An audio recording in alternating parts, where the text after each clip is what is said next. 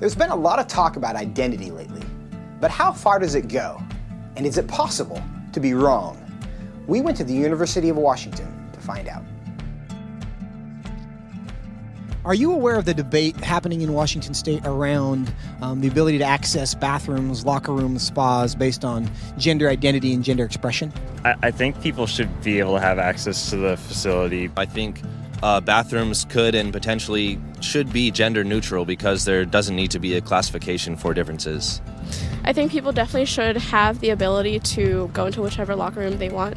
I feel like at least public universities should do their best to accommodate for those who do not have a specific gender identity. You know, whether you identify as male or female and whether your sex at birth is matching to that, you should be able to utilize the resources. So if I told you that I was a woman, what would your response be?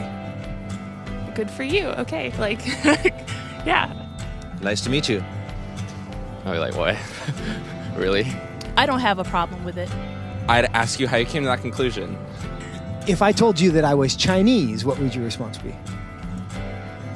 I mean, I might be a little surprised, but I would say, good for you. Like, yeah, be who you are.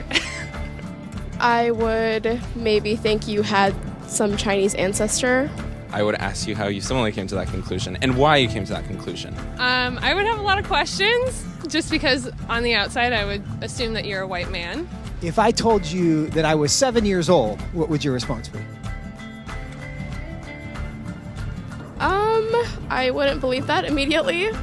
I probably wouldn't believe it, but I mean, it wouldn't really bother me that much to go out of my way and tell you, no, you're wrong. I'd just be like, oh, okay, he wants to say he's 7 years old. If you feel 7 at heart, then then so be it. Yeah, good for you. So if I wanted to enroll in a first grade class, do you think I should be allowed to? Probably not, I guess. I mean, unless you haven't completed first grade up to this point and for some reason need to do that now. If that's where you feel like mentally you should be, then I feel like there are communities that would accept you for that. I would say so long as you're not hindering society and you're not causing harm to other people, I feel like that should be an okay thing. If I told you I'm 6 feet 5 inches, what would you say? That I would question. Why? Because you're not.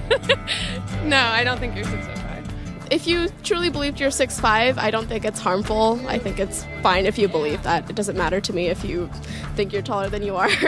So you'd be willing to tell me I'm wrong? I wouldn't tell you you're wrong. No, but I say that I don't think that you are. I feel like that's not my place as like another human to say someone is wrong or to draw lines or boundaries. No, I mean, I wouldn't just go like, oh, you're wrong, like that's wrong to believe in it. Because I mean, again, it doesn't really bother me what you want to think about your height or anything. So I can be a Chinese woman. You sure. But I can't be a 6'5" Chinese woman. Yes.